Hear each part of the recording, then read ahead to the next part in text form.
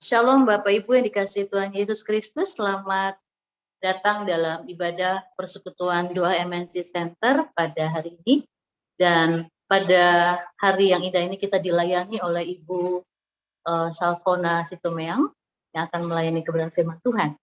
Mari kita mempersiapkan diri dan kita berdoa.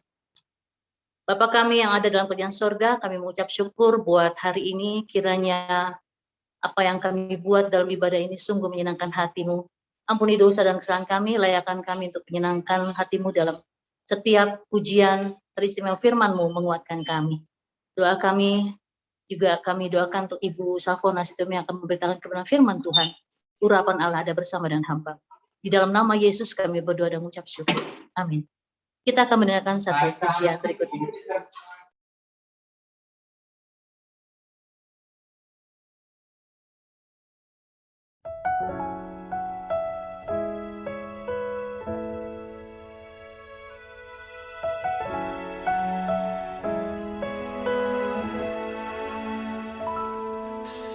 Tuhan, ini aku, pakailah hidupku, ajarku mengikuti jejak-Mu dalam setiap jalanku.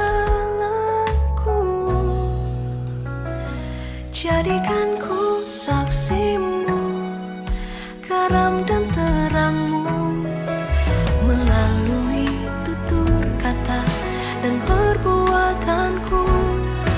Segenap hidupku harumkan nama-Mu, memancarkan kasih-Mu di setiap langkahku.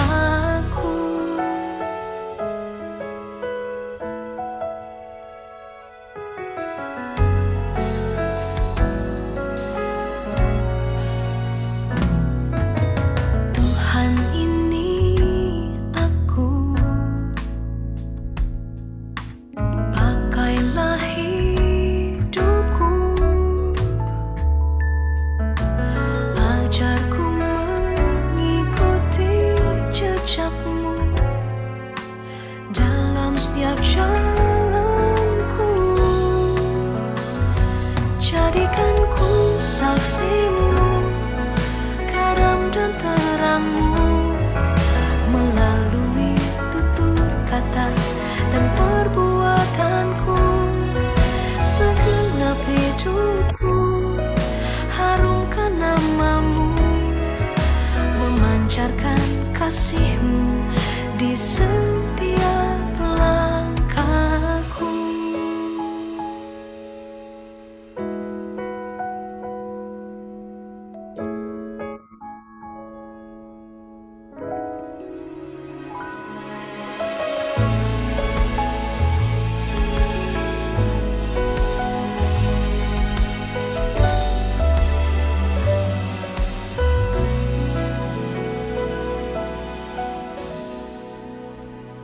Jadikanku saksi-Mu, garam dan terang-Mu, melalui tutur kata dan perbuatanku.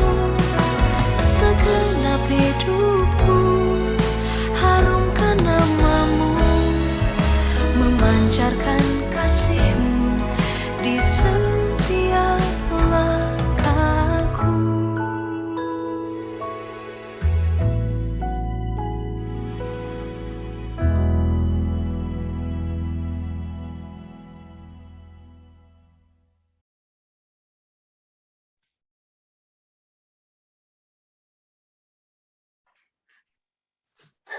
Puji Tuhan, kita akan mendengarkan kebenaran firman Tuhan yang akan disampaikan oleh Ibu Salfona Situmeang yang akan diawali terlebih dahulu oleh Ibu Salfona Situmeang dengan doa. Kami persilakan. Kita berdoa. Ya Tuhan, ya Allah kami yang bertata dalam kerajaan surga, sungguh kami mengucap syukur, berterima kasih ya Tuhan, karena kebaikan dan perkenanan Tuhan kami boleh berkumpul di ruang Zoom ini Tuhan, untuk mendengarkan apa yang menjadi isi hati Tuhan, yang kami percaya ini akan memperbarui kehidupan kami, mengubahkan setiap kami ya Tuhan, ketika kami memiliki kerendahan hati untuk mau menerima firman Tuhan yang menjadi pedoman hidup kami. Tuhan, urapi hamba-Mu ini Tuhan, di dalam waktu yang sangat terbatas, hamba-Mu percaya Engkau Allah yang tidak terbatas, yang memampukan hamba-Mu ini untuk menyampaikannya. Ampunilah segala dosa pelanggaran kami Tuhan, agar pada siang hari ini kami boleh layak duduk di hadirat-Mu. Di dalam nama Tuhan Yesus Kristus, Tuhan dan Juru Selamat kami yang hidup, kami telah berdoa dan mengucap syukur. Haleluya. Amin. Baik, shalom teman-teman semua. Salam Bu Ipon. Ya, saya coba share apa yang akan kita pelajari atau dengarkan pada siang hari ini. Sudah kelihatan? Sudah Ibu. Sudah ya? Sesuai dengan tema yang diberikan oleh Ibu Inge, judulnya adalah Jadilah Terang. Ayat firman yang Ibu pilih untuk melengkapinya, ya, Ibu coba jabarkan seturut dengan hikmat yang Ibu terima, ya. Ibu sedikit rubah dari jadilah terang menjadi kamu adalah terang. Ya, jadi Yesus adalah terang dunia. Itu kalau kita baca di Yohanes 8 ayat 12 dikatakan oleh Tuhan Yesus. Ya, di tengah orang banyak dan di hadapan murid-muridnya dia berkata, "Akulah terang dunia. Barang siapa mengikut aku, ia tidak akan berjalan di dalam kegelapan, melainkan ia akan mempunyai terang hidup." Ya. Jadi ketika kita mengikut Tuhan Yesus, karena Kristen itu identik dengan pengertian pengikut Kristus. Jadi ketika kita menerima Tuhan Yesus sebagai Tuhan dan Juru Selamat dan kita menjadi pelaku firman, maka kita otomatis sudah menjadi terang dunia. Dan bahkan di Efesus 5 ayat 8 juga dikatakan kita menjadi anak-anak terangnya Tuhan. Jadi di slide selanjutnya Ibu ambil dari Matius 5 ayat 14 sampai 16. Ya. Di sini dikatakan kamu adalah terang dunia. Kota yang terletak di atas gunung tidak mungkin tersembunyi. Lagi pula orang tidak menyalakan pelita lalu meletakkannya di bawah gantang, melainkan di atas kaki dian sehingga menerangi semua orang di dalam rumah itu. Demikianlah hendaknya terangmu bercahaya di depan orang, supaya mereka melihat perbuatanmu yang baik dan memuliakan Bapamu yang di sorga. Tadi Ibu katakan bahwa berdasarkan perkataan Tuhan Yesus sendiri yang sudah mengklaim dirinya, ya, aku adalah terang dunia. Barang siapa mengikut aku, ia tidak akan berjalan di dalam kegelapan, melainkan ia akan mempunyai terang hidup. Nah, di Matius 5 ini dikatakan Tuhan Yesus sebagai lanjutan dari khotbah di bukit, di hadapan seluruh murid-muridnya dan di hadapan banyak orang, dia mengatakan kamu adalah terang dunia. Begitu kita menerima Kristus sebagai Tuhan dan Juru Selamat, kita sudah terang dunia, sudah menjadi terang dunia. Ya, sekarang perkaranya adalah adakah terang itu kita tutup dengan gantang? Tidak kita eksekusi untuk menyinari ruang yang ada di sekeliling kita. Yang ketika kita tidak membuka selubung atau gantang yang masih menutup cahaya yang sudah diserahkan Tuhan di dalam kehidupan kita, maka fungsi sebagai terang itu tidak berjalan. Karena fungsi terang itu haruslah menyingkapkan kegelapan. Kalau kita berada di ruang gelap, kita nyalakan sebuah lilin, pasti akhirnya kita disingkapkan. Yang tadinya tidak kelihatan di ruang gelap itu ada apa, dengan adanya sebuah cahaya lilin akan mampu menyingkapkan ada apa di ruangan itu. Apakah ada kursi, apakah ada meja, kita semua bisa melihat dengan jelas. Maka fungsi terang di sini sangat penting di dalam kehidupan kita sebagai anak-anak Tuhan. Kita juga dengan sendirinya tahu ketika kita sudah memiliki terang itu di dalam kehidupan kita, kita tinggal eksekusi, ya, membuka selubungnya sehingga terang itu bercahaya, bahkan orang lain bisa menikmati cahaya terang yang berasal dari Tuhan yang ada di dalam diri kita itu untuk dinikmati oleh orang lain. Ya, sehingga di ayat selanjutnya dikatakan, lagi pula orang tidak menyalakan pelita lalu meletakkannya di bawah gantang, melainkan di atas kaki Dian sehingga menerangi semua orang di dalam rumah itu. Demikianlah hendaknya terangmu bercahaya di depan orang, supaya mereka melihat perbuatanmu yang baik dan memuliakan Bapamu yang di surga. Jadi semua yang disampaikan ini untuk demi kemuliaan Bapa di surga, bukan untuk kemuliaan kita pribadi. Kita mengeksekusi terang yang ada di dalam diri kita, itu bukan untuk menerangi diri sendiri, ya, tetapi untuk memberkati orang lain, menuntun orang lain, ya, bahkan mendatangkan kemuliaan bagi Bapa kita di surga. Ya, sehingga ketika Tuhan Yesus dengan begitu tegas mengkonfirmasi bahwa kita adalah terang dunia, maka kita harus tahu bagaimana kita sebagai anak terang mengeksekusi terang itu untuk berfungsi sebagaimana yang dikehendaki oleh Tuhan. Kita bisa melihat di Efesus 5 ayat 8 dan beberapa ayat setelahnya. Di Efesus 5 ayat 8 dikatakan, memang dahulu kamu adalah kegelapan, tetapi sekarang kamu adalah terang di dalam Tuhan, sebab itu hiduplah sebagai anak-anak terang.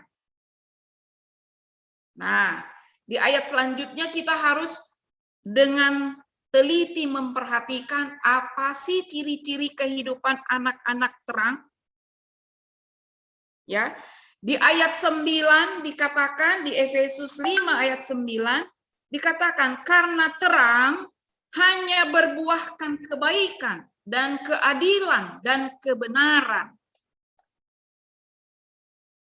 Kalau Tuhan sudah memproklamirkan kita sebagai pengikutnya adalah terang dunia, maka di dalam kehidupan kita hanya memiliki buah kebaikan, keadilan, kebenaran. Kalau hidup kita belum menghasilkan buah yang seperti dikehendaki oleh Tuhan hari ini sebagai anak terangnya, kita harus introspeksi diri. Apakah kita hidup melekat kepada pokok itu sehingga kita mampu menghasilkan buah yang dikehendaki oleh Tuhan? Adakah kita hidup berjalan sendirian dengan hikmat yang kita miliki dari logika berpikir kita semata? Ya, ini perlu dengan kerendahan hati kita melakukan introspeksi diri. Karena mustahil bagi kita mampu menghasilkan buah kebaikan, buah keadilan, buah kebenaran kalau hidup kita tidak menempel pada pokok buah-buah kebaikan, keadilan, dan kebenaran itu. Yohanes 15 dikatakan, akulah pokok anggur dan kamu adalah ranting-rantingnya. Ya, yang kalau ranting itu tidak menempel kepada pokok itu, bagaimana mungkin dia menghasilkan buah? Nah, ini adalah kata kiasan bagi kita bahwa sebagai pengikut Kristus tidak boleh kita berjalan di dalam hikmat kita sendiri, tetapi kita harus hidup melekat kepada pokok anggur itu, kepada Kristus itu, sehingga kehidupan kita menghasilkan buah kebaikan, keadilan, dan kebenaran. Lalu di ayat 10 dikatakan, janganlah turut mengambil bagian dalam perbuatan-perbuatan kegelapan yang tidak berbuahkan apa-apa, tetapi sebaliknya telanjangilah perbuatan-perbuatan itu. Tuhan tidak menghendaki kita ikut-ikutan dengan gaya hidup orang di dunia ini. Yang kelihatannya ya baik-baik saja, tetapi sesungguhnya sebagai terang, kita itu dikasih naluri, hikmat, Roh Kudus itu berbicara. Apakah itu sesuatu yang berkenan bagi Tuhan atau tidak? Ya, mungkin di sini banyak anak-anak muda. Ya, kita di sini dikatakan kita tidak boleh mengambil bagian dalam hal-hal perbuatan yang tidak berkenan bagi Tuhan. Kita harus mengetahui apa yang berkenan bagi Tuhan. Ayat 10 dikatakan, ujilah apa yang berkenan kepada Tuhan. Bahkan anak-anak gadis dari sisi berpakaian, kita harus menguji. Ketika kita memakai baju yang menurut kita gaya sekali, trendy sekali, bermerek sekali, kita harus mengujinya. Apakah gaya berpakaian kita seturut dengan kehendak Tuhan, berkenan bagi Tuhan? Apakah cara kita bercanda, canda-canda kita, canda-canda yang berkenan bagi Tuhan? Apakah sebagai ibu rumah tangga ketika kita di rumah memperlakukan pembantu, ketika kita ngomel, ya, ketika kita cerewet, apakah itu berkenan bagi Tuhan? Ya, ini perlu kita benar-benar punya kerendahan hati untuk introspeksi diri. Karena firman Tuhan itu selalu menegur kita sesungguhnya, tetapi kita yang tidak peka, karena kita mengandalkan pikiran kita. Kita merasa benar. Ketika kita merasa benar, maka suara Roh Kudus menjadi kecil, volume suara pikiran kita lah yang besar. Tetapi ketika kita mengecilkan volume pikiran kita, maka suara Roh Kudus lah yang benar. Dia yang akan memberitahu apakah yang kita lakukan ini berkenan atau tidak di hadapan Tuhan. Ya. Lalu kemudian di ayat 3, saya lanjutkan aja, ayat 11 juga dikatakan, janganlah turut mengambil bagian dalam perbuatan-perbuatan kegelapan yang tidak berbuahkan apa-apa, tetapi sebaliknya telanjangilah perbuatan-perbuatan itu. Ya, kita harus peka, karena sesungguhnya di dalam kehidupan kita saat ini, banyak hal-hal kata-kata yang tak penting kita ucapkan. Ya, kata-kata yang sia-sia itu pun tidak berkenan bagi Tuhan. Itu pun perbuatan-perbuatan kegelapan.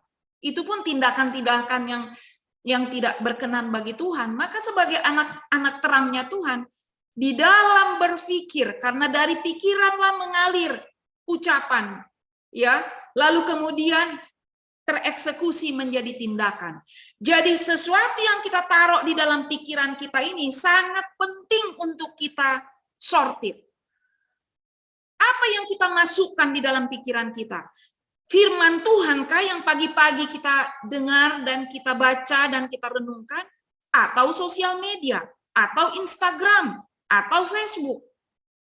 Yang ketika kita bangun pagi-pagi yang kita buka adalah sosial media, bukan firman Tuhan, bukan berdoa, maka kita sudah mengotori pikiran kita dan kita berpotensi untuk menyimpang dari jalan yang Tuhan kehendaki di dalam kehidupan sehari-hari kita.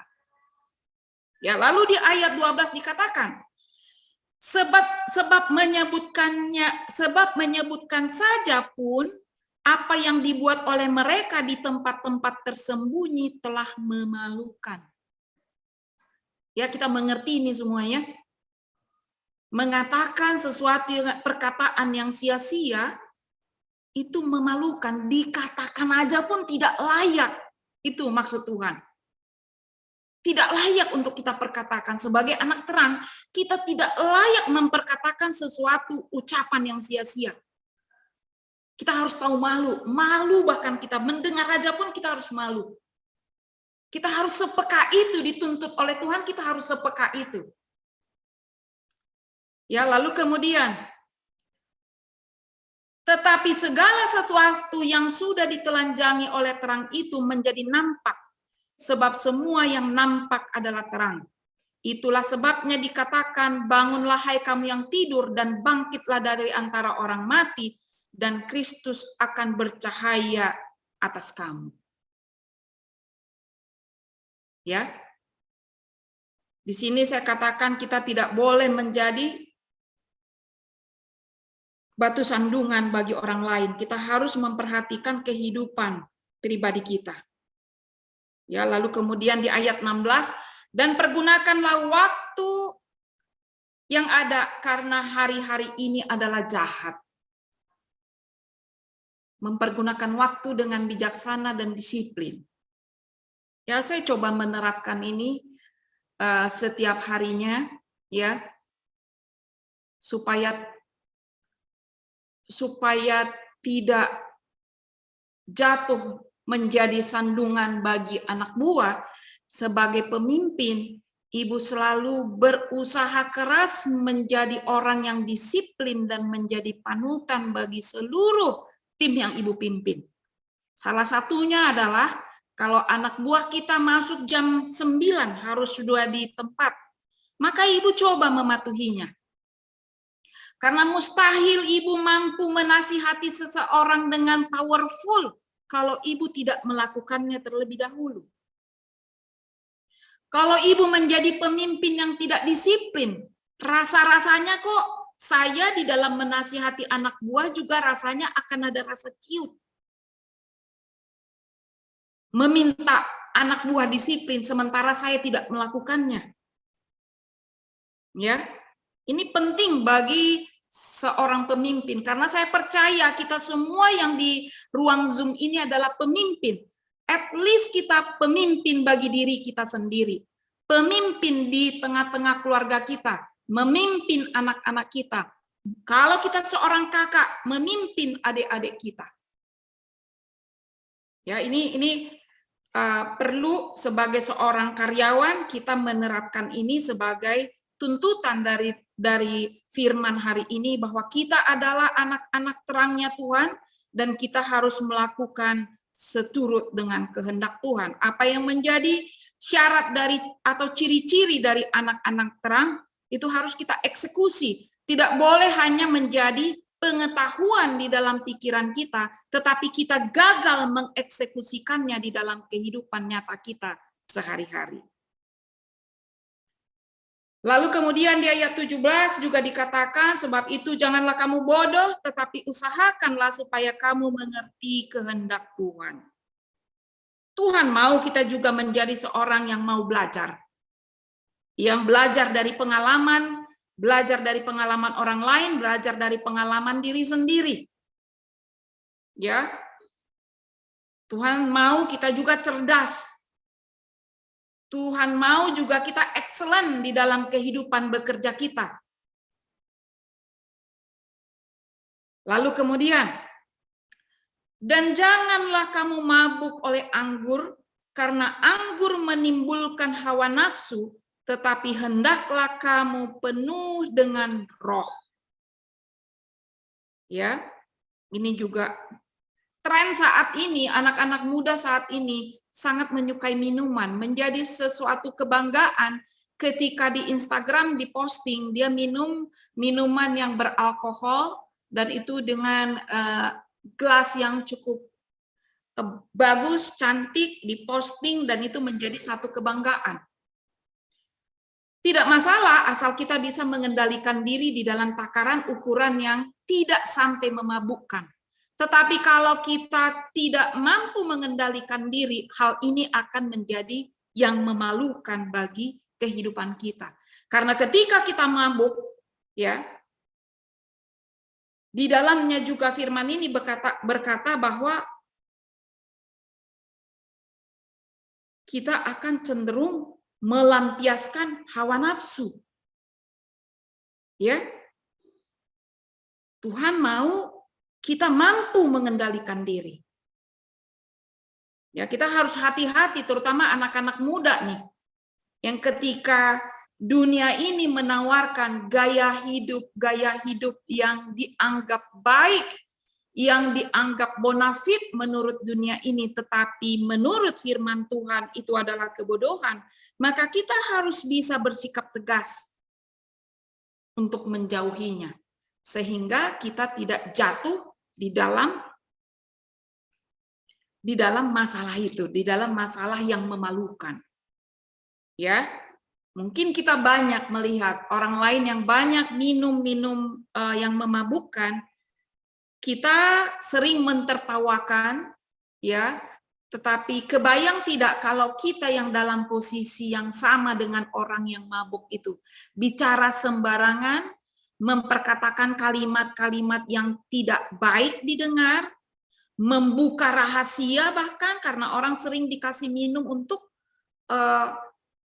mengeluarkan semua apa yang ada di pikiran seseorang sehingga orang lain mengetahui rahasia kehidupannya. Orang bisa dijebak dengan itu. Ya. Jadi Tuhan tidak menghendaki kita melakukan itu semua. Lalu dikatakan di ayat 19, dan berkata-katalah seorang kepada yang lain dalam mazmur, kidung, puji-pujian, dan nyanyian rohani. Bernyanyi dan bersoraklah bagi Tuhan dengan segenap hati. Tuhan mau dari dalam kehidupan kita yang mengalir adalah senantiasa ucapan syukur. Nyanyian ucapan syukur yang dinantikan. Dalam kehidupan apapun, sekalipun situasi dalam keadaan sulit, kita dituntut untuk mampu menaikkan pujian syukur kepada Tuhan. Ya. Dan kita harus ingat itu mustahil mampu kita lakukan kalau kita tidak rendah hati. Di ayat 21 dikatakan, dan rendahkanlah dirimu seorang akan yang lain, rendahkanlah dirimu seorang kepada yang lain dalam takut akan Kristus. Ya, jadi menjadi pengikut Tuhan itu sangat-sangat diperlukan kerendahan hati. Karena untuk bisa mengeksekusi di dalam pikiran kita ini ada penundukan diri, bahwa setiap hari kita harus mendengarkan firman Tuhan, harus berdoa, harus mau membagikan firman kepada orang lain, ya, tanpa melihat, tanpa memperbandingkan diri kita dengan orang lain, karena dengan caranya Tuhan, Tuhan mampu memakai kita dengan caranya Tuhan, seperti yang Ibu lakukan saat ini. Ya, kalau melihat keseharian Ibu sehari-hari, kok rasanya mustahil Ibu bisa belajar firman, mempersiapkan segala sesuatunya untuk bisa sharing, taat. Begitu Ibu Inge menyampaikan, Ibu Ivon, tanggal 25, bolehkah Ibu untuk sharing firman? Saya tidak berani menolak. Karena apa? Ketika kita hidup di dunia ini, itu berarti ada rencana Tuhan yang harus kita tunaikan di dalam kehidupan kita. Tuhan mau kita menjadi saksinya. Tuhan mau kita mengabarkan kebaikan Tuhan di dalam kehidupan kita. Tuhan mau kita membagi firman. Maka saya tidak berani untuk menolak. Tapi kalau saya lihat di kehidupan saya beberapa minggu ini, setiap hari pulang malam, banyak tugas di tengah keluarga yang harus Ibu lakukan. Banyak pekerjaan yang tidak beres di kantor yang harus Ibu selesaikan. Tuhan rasa-rasanya kok tidak ada waktu lagi untuk belajar firman dan bahkan membagikannya bagi PDMNC Center, Tuhan. Tetapi Tuhan berkata, bukan kau yang berkata-kata, akulah yang memakai engkau, engkau hanyalah bejana, aku yang beracara dengan dirimu. Kau hanya punya hati yang mau saja, maka aku akan memakai kau. Itu hikmat yang saya dengar dari Tuhan. Sehingga dengan waktu yang ada, waktu yang terbatas, saya harus membaca firman, memahami apa yang menjadi isi hati Tuhan. Sungguh luar biasa Tuhan memakai kita semua sesungguhnya. Tetapi yang Ibu rasakan adalah bahwa memang kita harus punya kerendahan hati untuk mau selalu dipakai oleh Tuhan. Bukan dengan cara kita, Tuhan akan menuntun kita dengan caranya yang tidak kita mengerti bahkan. Kita hanya boleh punya rasa mau saja, maka Tuhan yang akan menuntun, mengajari hikmat apa yang akan kita sampaikan. Seperti yang Ibu lakukan pada siang hari ini. Sesungguhnya kita semua anak-anak Tuhan yang sudah diproklamirkan oleh Tuhan melalui firman-Nya di Matius 5 ayat 14 tadi, bahwa kamu adalah terang dunia, kata Tuhan. Kota yang terletak di atas gunung tidak mungkin tersembunyi.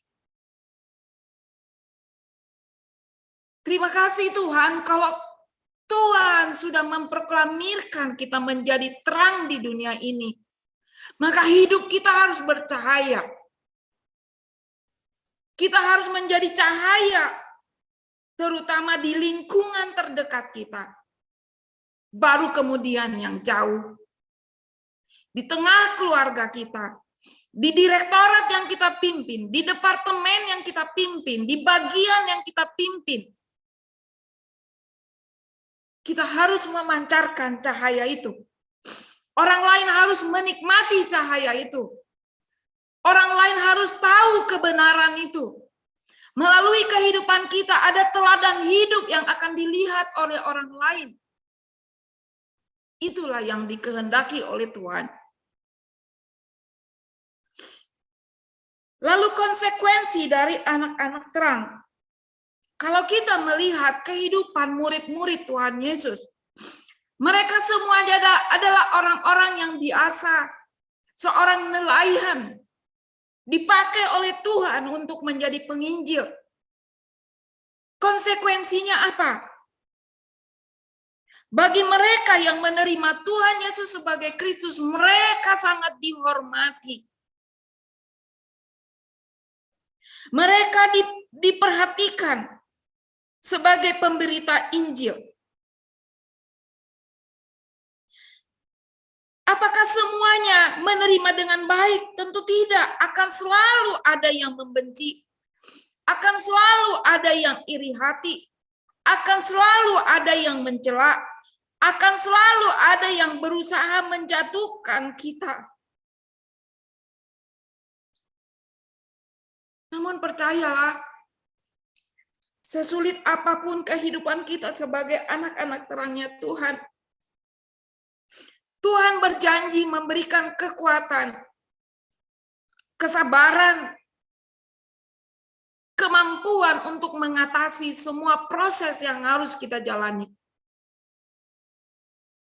Bahkan Tuhan berjanji di Lukas 22 ayat 30, Tuhan berkata, bahwa kamu akan makan dan minum semeja dengan aku di dalam kerajaanku. Dan kamu akan duduk di atas tahta untuk menghakimi ke-12 suku Israel. Kita percaya di dalam perjanjian baru, secara rohani suku Israel itu adalah buah penginjilan dari 12 murid Tuhan Yesus. Kristus menghormati mereka yang menghormatinya. Maka karena itu kita tidak boleh takut. Kita tidak boleh malu menjadi anak-anak terangnya Tuhan. Selama hayat di kandung badan, selama kita diberikan kesehatan, kita harus menjadi terangnya Tuhan, memberikan cahaya kebenaran firman melalui kehidupan kita. Sesederhana apapun kehidupan kita semua, Mungkin kalian adalah seorang pekerja yang biasa-biasa saja, mungkin bukan ada jabatan, tidak ada jabatan mungkin. Tetapi percayalah janji Tuhan ini ya dan amin. Dia tidak melihat latar belakangmu. Dia tidak melihat keberadaanmu saat ini. Dia melihat hatimu yang mau dipakai oleh Tuhan untuk setia memberitakan firman kebenaran yang akan menerangi kehidupan orang banyak di tengah-tengah dunia ini. Oleh karena itu, kita harus bersedia diutus untuk menjadi pemberita Injil kebenaran sesuai dengan kehendak Tuhan.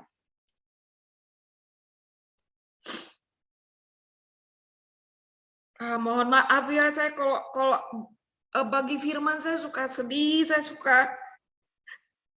suka terharu betapa Tuhan baik, betapa sesungguhnya saya bukan apa-apa, tapi Tuhan mau pakai saya. Mohon maaf ya teman-teman.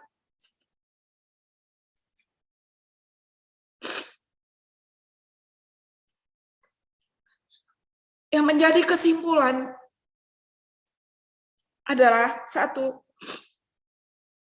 dengan beriman kepada Tuhan Yesus Kristus, haruslah disertai pertobatan, bertumbuh dan berbuah secara rohani yang dapat dinikmati oleh Tuhan dan sesama. Percaya dengan menjalankan poin 1 di atas, kita sudah menjadi terang dunia di lingkungan kantor, di lingkungan keluarga, tetangga, dimanapun kita berada. Terang yang terpancar hanya untuk kemuliaan Allah. Kita tidak boleh mencuri kemuliaannya. Kita harus aktif bersaksi melalui teladan hidup, juga melalui pemberitaan firman Tuhan. Persekutuan intim kita dengan Tuhan akan memberikan kita kekuatan untuk melawan kuasa dunia yang mencoba memadamkan terang hidup kita. Amin. Tuhan Yesus memberkati.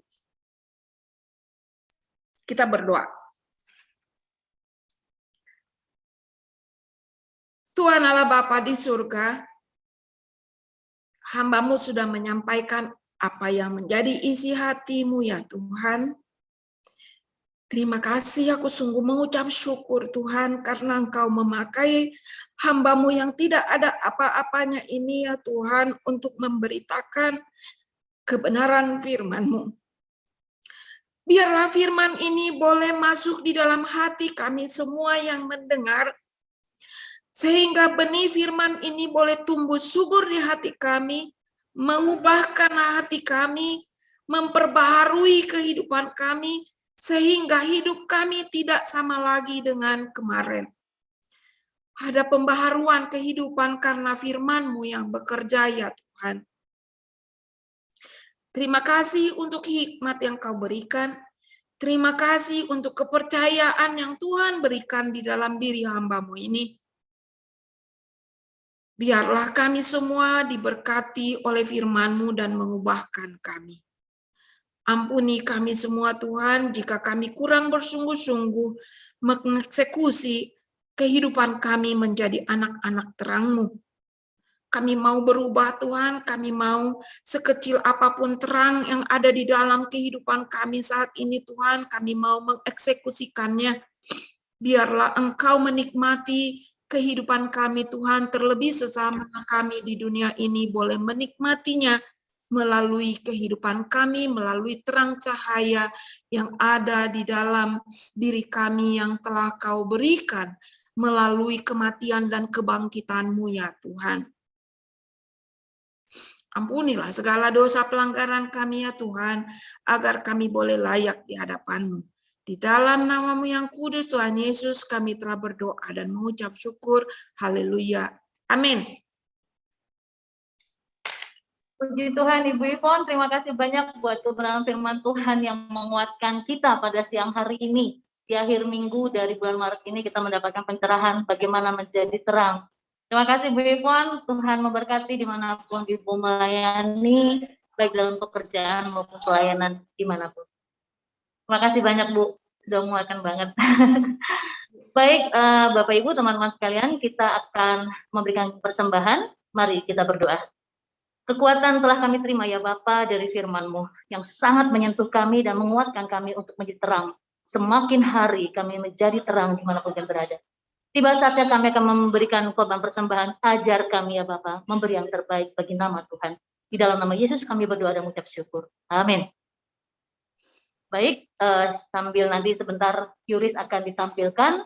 Demikian laporan kas PDMNC Center pertanggal 25 Maret seperti tertera di screen Bapak Ibu saudara sekalian. Bagi Bapak Ibu yang akan memberikan diakonia melalui PDMNC Center bisa menghubungi Ibu Christina R. Asmara Dewi dengan Ibu Windah dengan nomor rekening tertera yang ada di screen.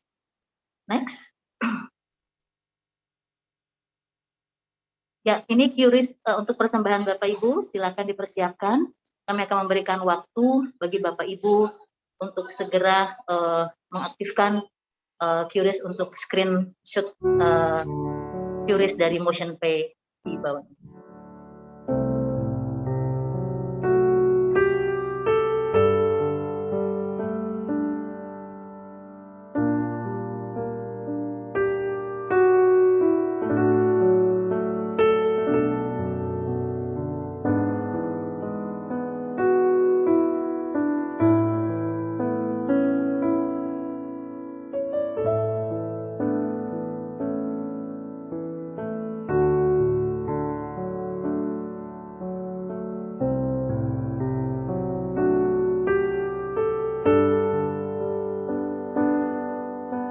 Ya, terima kasih.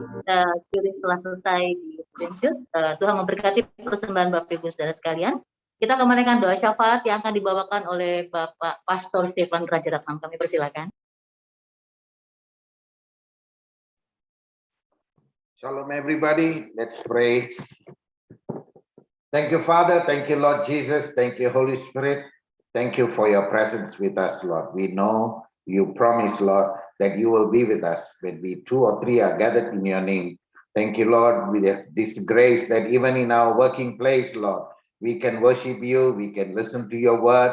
And Lord, thank you, Lord, for your servant, Lord, for Salvona. Thank you, Lord, for your blessing in her life, that you have blessed her, that she can today bring your word to us, Lord. We are blessed by the word, and we know that we are the light of your light shine in us, not for our personal glory, but to bring glory to your name, Lord. So we pray, Lord, that all of us who have heard your word, Lord Jesus, I pray, Lord, that your word will work in our hearts. The Holy Spirit will minister to us, that we, Lord Jesus, will bear fruits, O Lord, for your kingdom and for your glory. Thank you, Lord. Bless Salvona and her family. I pray your grace upon her, Lord Jesus. Thank you for also all those who are present today, for taking time off to listen to your word and to give reverence to honor to your name. I pray your blessing from each and every one, O Lord Jesus. Father, we also pray blessing upon our MNC group, our CEO and Executive Chairman, Bapak Haritanu Sudibyo. Father, I thank you for your grace in his life, because through him, O Lord, you have anointed him to be a blessing to many families in MNC Group, Lord Jesus. So I pray your grace and your anointing upon him, your wisdom will continue in him. And I pray, Lord, new ideas in anticipation for the new season, O Lord. I pray, Lord Jesus, I pray your blessing and grace upon him. Also, Lord, bless, Lord, Bu Liliana. Bless her, your grace be upon her, and also Bu Jessica and the whole family, Lord. I pray your blessing, grace, and protection, O Lord. Father, we also pray for all the BOD in MNC Group. I pray your grace upon each and every leader, Lord Jesus. I pray, Lord, whatever decisions they make, O Lord, will bring glory to your name, O Lord. I pray also, Lord, all others, O Lord, who make decisions, O Lord, for this business that we do in each and every unit. I pray, Lord Jesus, your wisdom will come upon them, that your will alone will be done in MNC Group. Thank you, Lord Jesus, for protecting MNC Group throughout this pandemic. We are coming towards the end, and many countries and including Indonesia in next month, Lord, will bring many rules and regulations to become more ease. And I pray, Lord, even the pandemic infections are not as serious as before. So I pray, Lord, this will thank you for this grace, Lord. Thank you for your blessing upon MNC Group, Lord Jesus. Father, we also pray for PD MNC Center, PD Kaka, PD Powi. I pray your blessing, Lord, that in any place in MNC Group, Lord, your people gather together. I pray your presence will be among your people. I pray, Lord, bless, Lord, our Ketua, Pak Chris, and all penasehat, and also everyone who is serving in PD MNC Center. Give us the grace and strength to serve you in truth and in spirit, Lord. Father, we also pray for all employees of this company. I pray, Lord, that your blessing will be upon each and every one. If there be anyone sick, Lord, I pray you heal. You pray for your healing upon them, Lord. Also pray, Lord, if there be anyone struggling emotionally or in difficulties, I pray your healing grace upon them, Lord.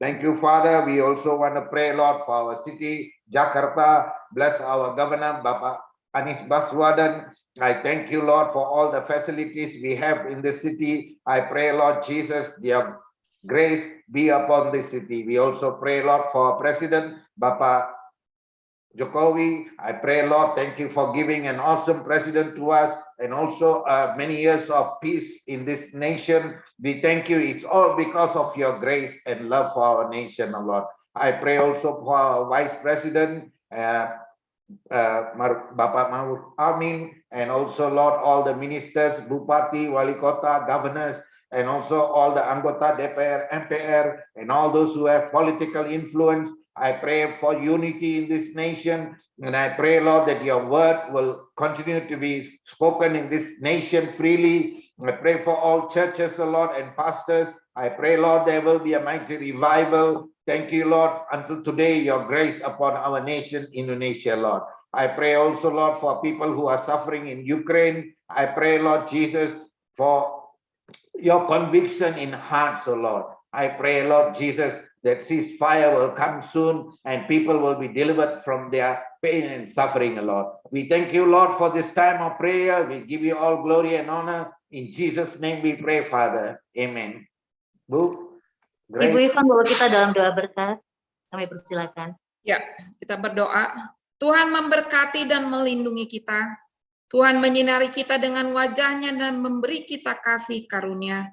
Tuhan menghadapkan wajah-Nya kepada kita dan memberi kita damai sejahtera. Amin. Amin. Amin, puji Tuhan. Terima kasih Bu Ivon, Pak Stephen, Pak Eli, semua yang sudah melayani. Bapak Ibu, sampai ketemu minggu depan. Tuhan semua berkati. Jaga kesehatan. Bye-bye. Bye. Great weekend, everyone. Thank you, Pak. Terima kasih, Bu Ivon. Winda, sudah lama tak bertemu. Yes. Pak Stephen juga sudah lama, nanti kapan-kapan ketemu. Okay, sure. Hi, Sis Winda. Good to see your smile.